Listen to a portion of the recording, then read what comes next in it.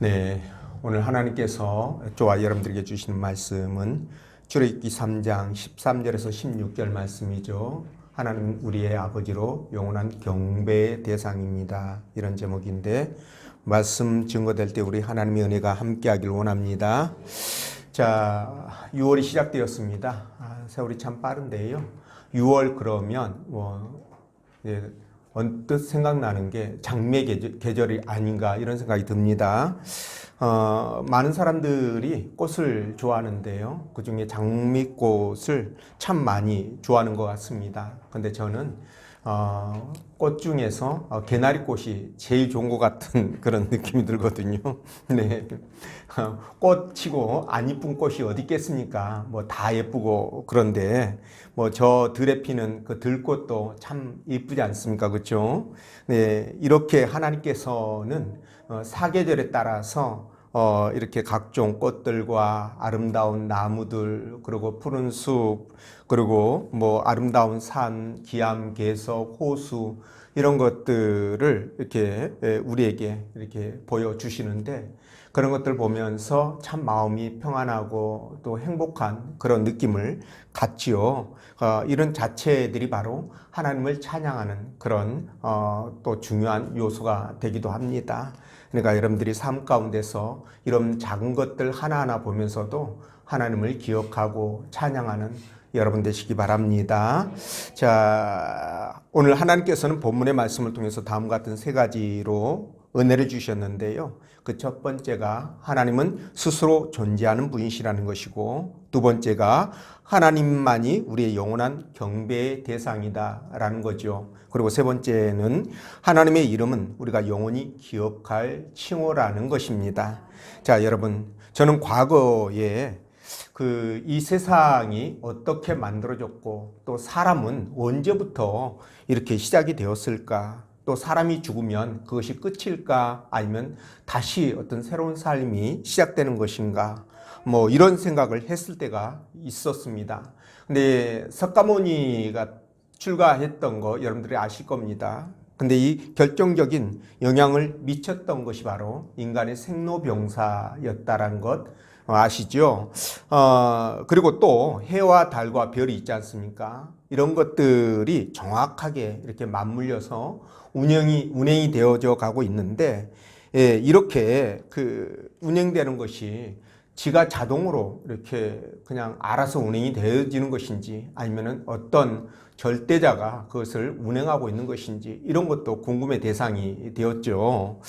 그런데 이런 의문에서 사실 과학이 발달했습니다. 과학뿐만이 아니라 뭐 철학이라든가 문학이라든가 여러 인문학이 또 발달하게 된 계기가 되었는데요.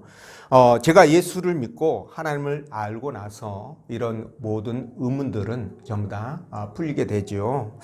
자, 그런데 말이죠. 이런 모든 것들이 세상에 돌아가는 이게 이치들이 하나님을 알지 못하고서는 이해할 수도 또 해결할 수도 없다는 겁니다.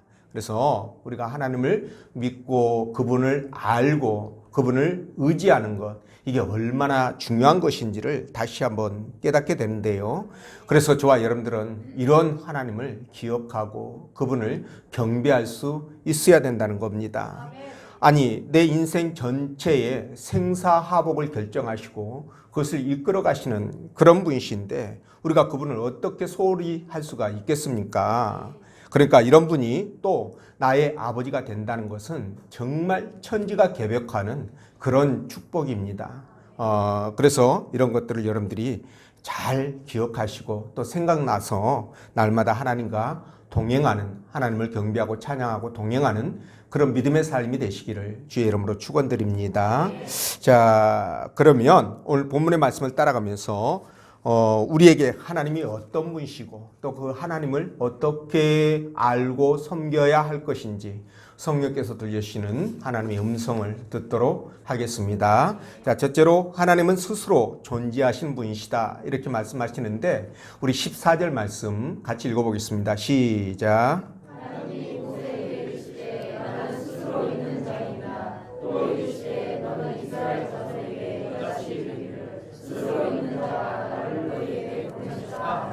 아멘. 자, 본문 말씀은요, 이스라엘 백성들이 심한 노역과 그리고 아들을 낳으면 죽이는 그런 고통을 견디다 못해 하나님 앞에 기도하기 시작하지요.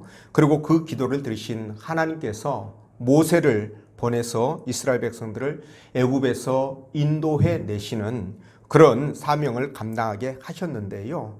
이 모세가 하나님 앞에 그 소명을 받고 이제 백성들에게 갔을 때 백성들이 네가 무슨 자격으로 우리에게 왔느냐, 우리를 구원할 인도할 자격이 있느냐 이렇게 물어볼 거 아니겠습니까? 그럴 때 내가 뭐라고 대답하리까 라고 질문하니까 하나님이 가르쳐 주시기를 나는 스스로 있는 자인데 그 스스로 있는 자가 보내서 왔다 이렇게 답변하라고 말씀을 해 주시죠. 근데 말이죠, 여러분, 하나님 이제 이름이 스스로 있는 자다. 이렇게 말씀하셨는데, 아니, 이 세상에 이름이 스스로 있는 자라는 이름이 있을까요? 아마 이런 이름은 저는 지금까지 듣도 보도 못했습니다. 오직 성경에서 하나님께서 하셨던 이 말씀 외에는 이 세상에서 듣도 보도 못했다라는 거예요. 아마 여러분들도 똑같을 것입니다. 왜냐하면 이 우주 만물을 통틀어서 오직 하나님에게만 스스로 있는 자, 스스로 계신 분, 스스로 있는 분이라는 이 칭호가 적용될 수 있기 때문에 그렇죠. 자, 여러분, 근데 하나님이 왜 모세에게 스스로 있는 자라고 그렇게 알려주셨을까 생각해 보면 그냥 쉽게 이해가 됩니다. 왜냐하면 여러분, 모세에게 하나님이 어떤 말을 한다고 한들 모세가 그걸 이해할 수 있겠습니까?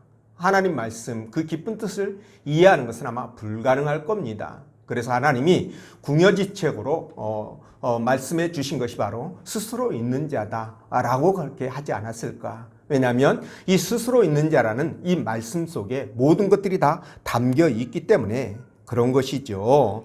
자, 그래서 하나님은 스스로 있는 자라는 당신의 이름처럼 이 온 우주 만물 속에 그 하나님 한 분만이 존재하신다는 거예요. 신으로 존재하신다. 이것을 우리가 알아야 됩니다. 그래서 신명기 4장 39절에서 뭐라고 말씀하시느냐? 그런즉 너는 오늘 이로 하늘에나 아래로 땅에 오직 여호와는 하나님이시요 다른 신이 없는 줄을 알아 명심하고 이렇게 말씀하잖아요. 다른 신이 없다는 거예요.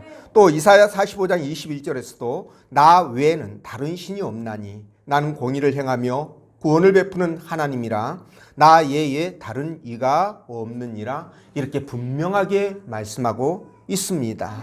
자, 근데 말이죠, 여러분, 우리가 이 세상을 볼 때 우리는 보이는 인간이 가지고 있는 한계 때문에 이 세상을 딱 하나만 보게 되죠. 눈에 보이는 물질로 구성된 이 세상 말입니다. 그러나 또 다른 세계가 있다는 거죠. 눈에 보이지 않는 영적 세계입니다. 이렇게 둘로 나눠지게 되는데 이 하나님 말이죠. 당신이 이 세상을 만드시기 훨씬 이전부터 영원이라는 세상에 이미 존재하셨고요. 때가 되면 이제 하나님께서 말씀으로 세상을 창조하시고 그리고 그 세상을 아담과 하하에게 주셨던 것입니다. 자, 그런데 그러면 하나님은 언제부터 계셨을까? 존재하셨을까? 이런 궁금증이 들거든요. 그런데 이것에 대해서 계시록 22장 13절에서는요. 당신이 직접 하신 말씀이에요. 나는 알파와 오메가시요. 또 처음과 나중이요. 시작과 끝이라. 다 똑같은 말입니다. 예, 이렇게 당신을 계시하셨습니다. 그러니까 이 말씀을 보면은요. 하나님은 모든 것의 시작이 되시고 모든 것의 마침이 된다는 거예요. 그러니까 영원부터 영원까지 영원토록 존재하시는 분이시다. 이렇게 말씀하고 있는 거거든요.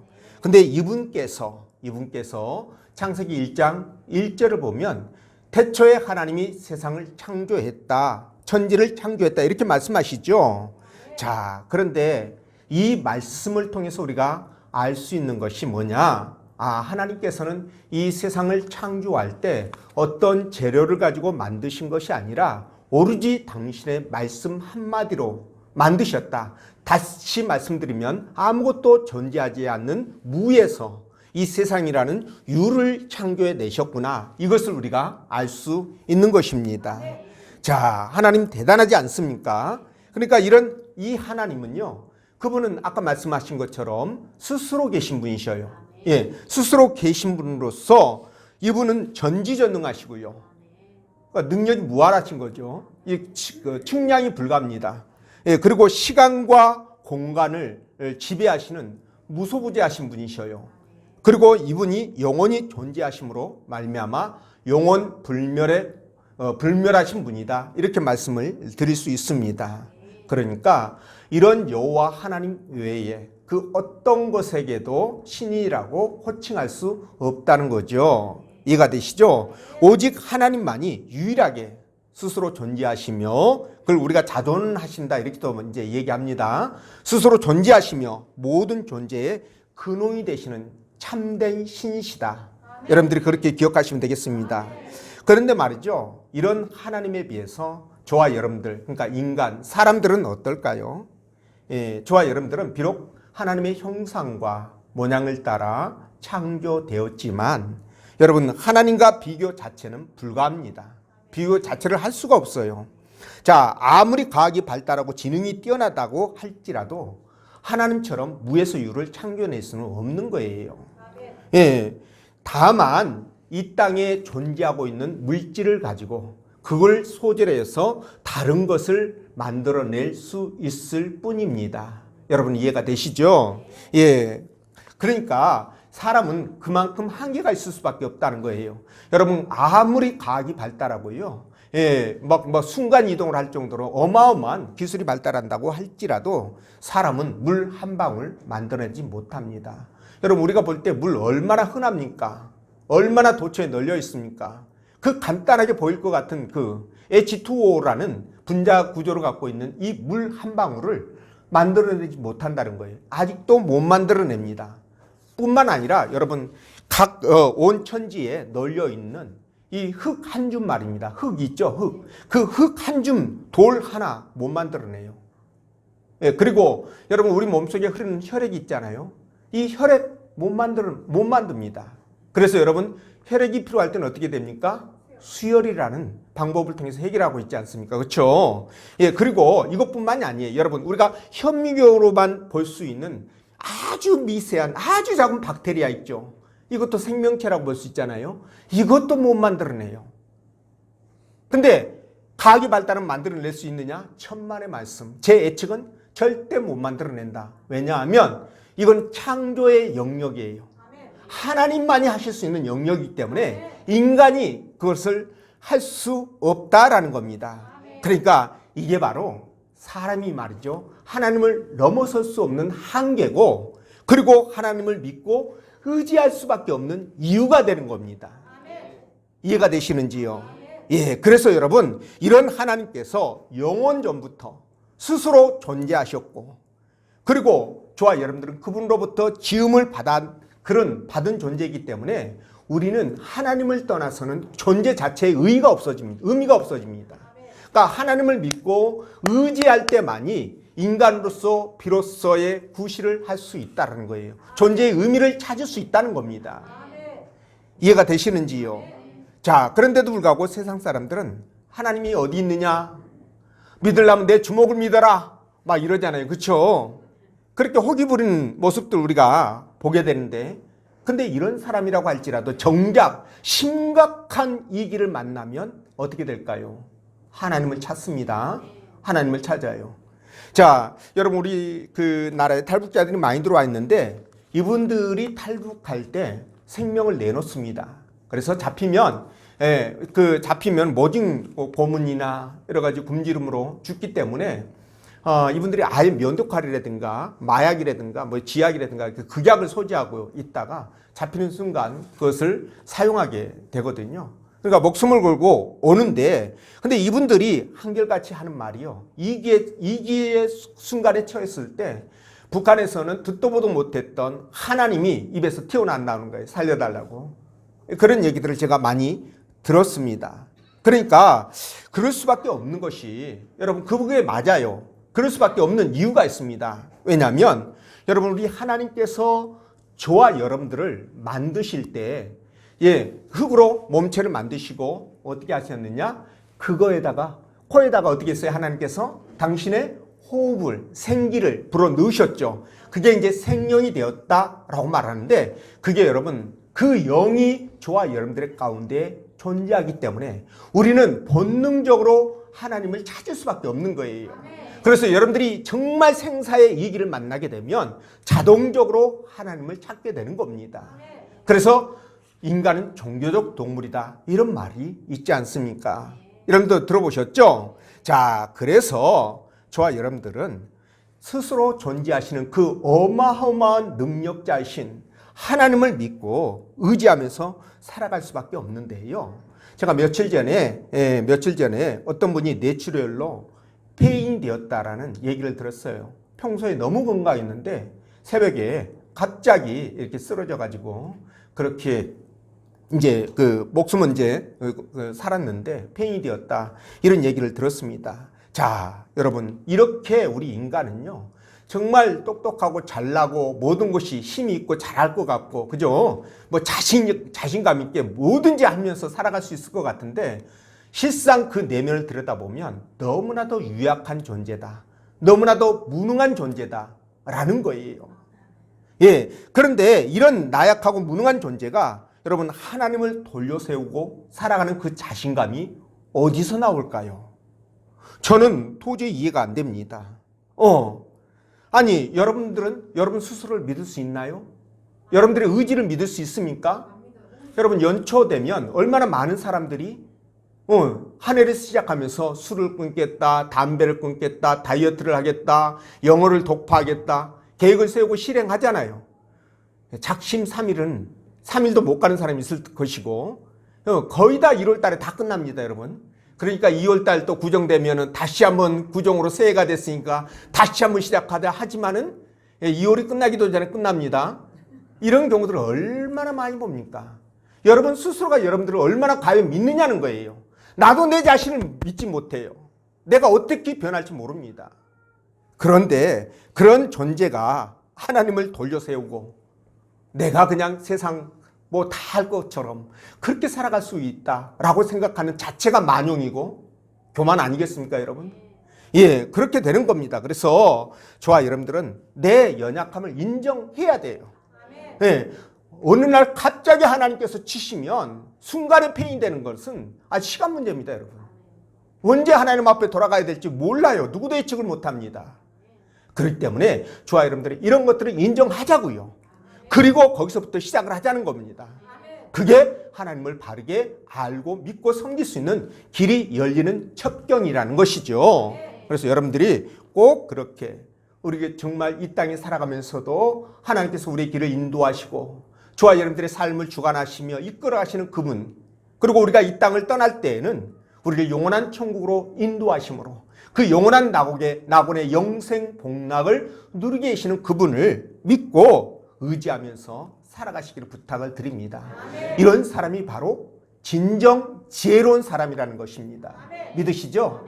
여러분들이 그런 지혜로운 사람이 되시길 바라고요. 자, 두 번째, 하나님만이 우리의 영원한 경배의 대상이라고 말씀하시는데 13절, 14절 말씀 읽어봅니다. 시작.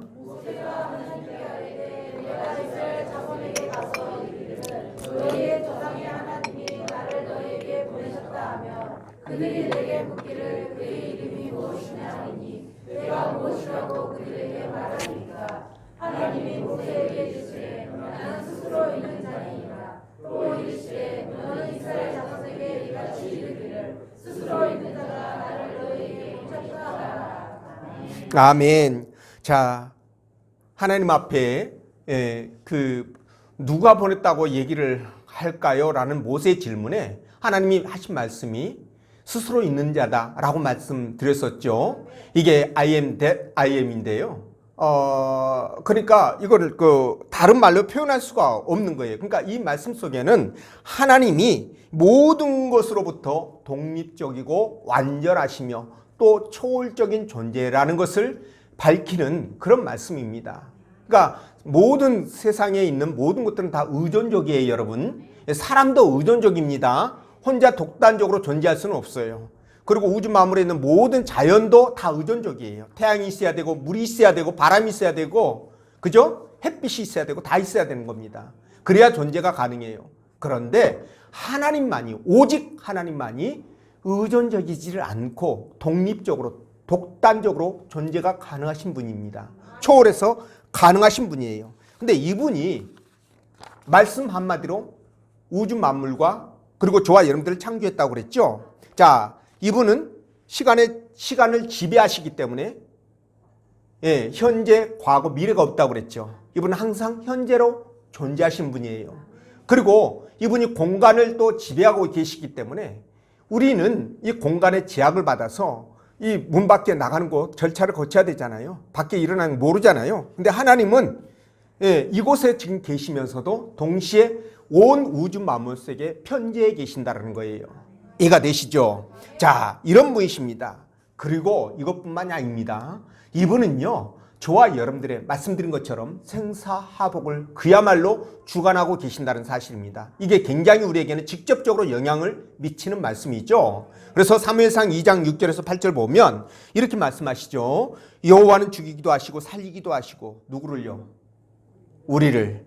수월에 내리기도 하시고 거기에서 올리기도 하시고, 여기 수월이라는 것은 음부라는 뜻이죠. 지옥이라는 뜻입니다.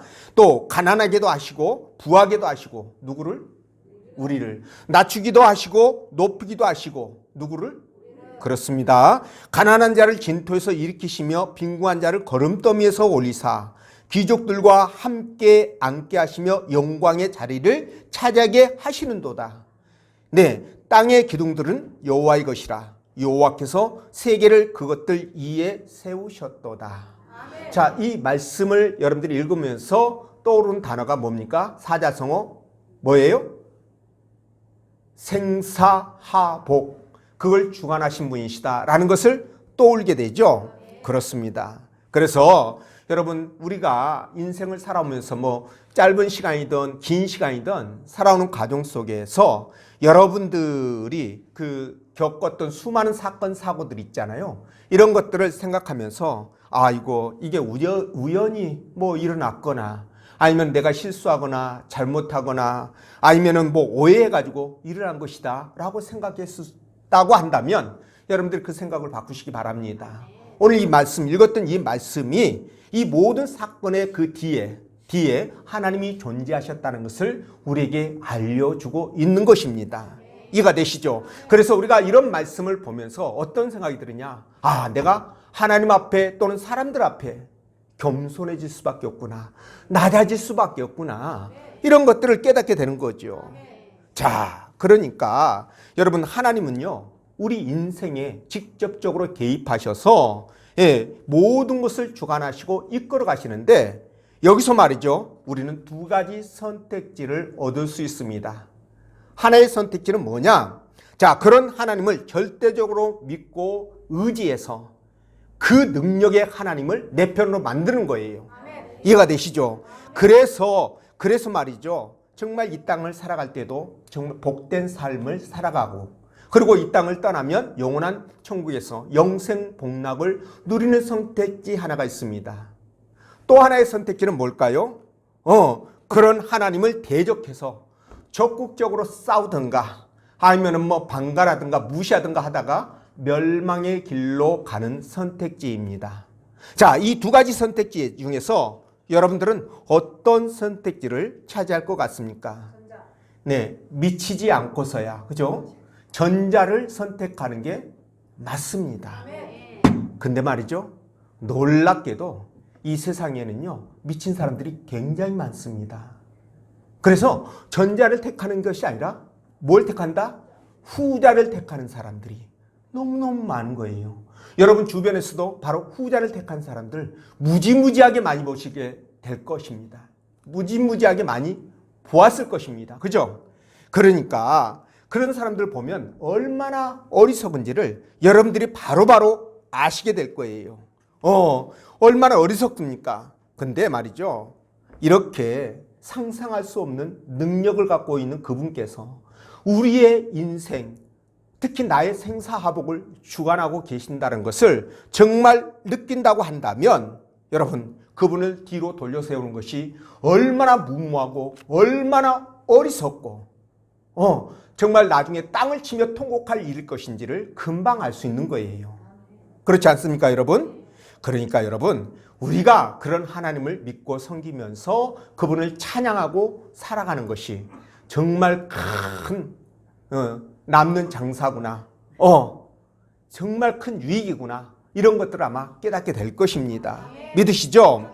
자, 그래서 우리가 이런 걸 생각하면은요, 하나님 앞에 우리가 정말 그 믿음의 끈을 갖고 붙들고 가는 것이 맞다, 이 생각을 절실하게 하는 것이죠. 자, 그런데도 불구하고 사람들은 하나님을 떠나서 세상의 여러 가지 우상들을 섬기고 그것을 신처럼 여기는 그런 무지몽매한 사람들이 너무 많다는 거예요. 그 하나님을 대적하는 거 아니겠습니까? 그죠? 그래서 나중에 결과를 어떻게 감당하려고요? 저는 그걸 생각하면 모공이 쭈삐 쓰는 거죠. 그죠? 예, 이런 것들을 느끼게 됩니다. 그래서 여러분은 하나님만이 오직 우리가 경배해야 될 대상이고 그분을 믿고 섬기면서 의지해야 될 분이시다 라고 생각하면서 그런 마음으로, 그런 믿음으로 살아가셔야 됩니다. 그렇게 하시기를 주의 이름으로 축원드리고요. 그 다음에 세 번째가 하나님의 이름은 우리가 영원히 기억할 칭호다라는 건데 15절 말씀 읽어봅니다. 시작. 하나님이 또 모세에게 이르시되 너는 이스라엘 자손에게 이같이 이르기를 너희 조상의 하나님 여호와 곧 아브라함의 하나님 이삭의 하나님 야곱의 하나님께서 나를 너희에게 보내셨다 하라. 이는 나의 영원한 이름이요 이르도록 기억할 나의 칭호니라. 아멘. 자, 하나님께서는 당신의 이름을 여호와라고 그렇게 알려주시면서 이 이름을 이스라엘 자손들이 되도록 기억해야 될 칭호다라고 말씀하십니다. 자, 여기서 칭호는요, 어떤 것을 기억하게 하는 상징이나 기념물을 말하거든요. 네. 그런데 이스라엘 백성들은 하나님 나라의 그 백성이잖아요. 그렇죠? 근데 이 백성들은 하나님 나라의 백성이기 때문에 하나님의 이름인 여호와를 영원히 기억하고 기념을 해야 되거든요. 자, 잊어서는 절대 안 되는 이름이라는 겁니다. 근데 여러분, 요즘 핸드폰에 이제 전화번호를 저장해서 이제 쓰다 보니까 어떨 때는 부모님 전화번호도 생각이 안 나는 경우들이 있어요. 그죠? 예, 저도 제 전화번호도 가끔 가다가 내 전화번호가 몇 번이었지? 이렇게 생각할 때가 가끔씩 있습니다. 예, 괜찮습니다, 여러분. 부모님 전화번호 잃어버려도 괜찮아요. 왜냐하면 핸드폰에 있으니까, 그죠? 예, 내 전화번호 잊어버려도 괜찮습니다. 그렇지만 나를 구원하시고 또 나의 생사복을 주관하시는 하나님의 이름은 잃어버려서는 안 된다는 거예요. 근데 말이죠. 하나님의 이름을 기억해야 되는데 기억할 때는 단지 그냥 여호와, 그분은 여호와시지 이렇게 이름만 단지 기억해서는 안 되고요. 그 이름 속에 들어있는 그 뜻, 하나님이 당신을 이름을 통해서 계시를 하시거든요. 그 의미를 함께 아셔야 된다는 거예요. 그럴 때 하나님의 능력과 은혜를 입을 수가 있는 겁니다. 여러분 그 다윗 아시죠? 이 다윗이 소년 시절 때 그 블레셋과의 전투에서 거구였던 3m에 육박합니다. 어마어마하게 큰 키였었어요. 그 골리앗을 단지 물맷돌로 그를 쳐서 꺾죠. 그죠? 이기죠. 그리고 승리를 쟁취하게 되는데요. 이 골리앗이 전쟁터에 이제 나와서 이제 그 전쟁을 복도두면서 여호와를 굉장히 여호와 하나님을 무시하고 조롱하지요. 자기가 믿는 신의 이름으로 그렇게 조롱을 합니다. 여러분 이런 거 들으면 환장하는 게 맞습니다. 여러분 예, 하나님의 이름이 모욕을 받는데 거기서 태평하다? 이거 문제가 있는 거예요. 여러분들 환장하는 게 맞습니다. 근데 이걸 듣고 다윗이 환장합니다. 예, 표현이 조금 거칠지는 모르겠지만 적절할 것 같아요. 그래서 뭐라고 얘기하냐면 골리앗에게 너는 창과 칼과 단창으로 내게 오거니와 나는 만군의 여호와의 이름 곧 내가 모욕하는 이스라엘 군대의 하나님의 이름으로 내게 가노라 이렇게 외칩니다. 근데 여러분 여기에서 말이죠, 만군의 여호와라는 지금 뭡니까? 하나님의 이름을 사용하고 있는 다윗을 한번 보십시오. 이 만군의 여호와라는 이름 속에 하나님만이 이 세상 모든 힘의 근원이 되시고, 그죠? 그분은 스스로 홀로 계시는 유일하신 신이라는 고백이 담겨 있는 뜻이에요, 여러분. 이해가 되십니까? 그러니까 이런 용어를 정확하게 알고 그걸 지금 뭡니까? 골리앗에게 사용을 했다는 거죠. 자, 이렇게 하자. 여러분, 그 고구를, 어마어마한 무기를 갖고 있는 그 고구를 어떻게 물맷돌 하나로 쓰러뜨릴 수가 있겠습니까? 그 이면에 누가 역사했다는 것을 알 수 있어요? 하나님이 개입하셔서 그 전쟁을 이끌었다는 것을 우리가 짐작해야 됩니다.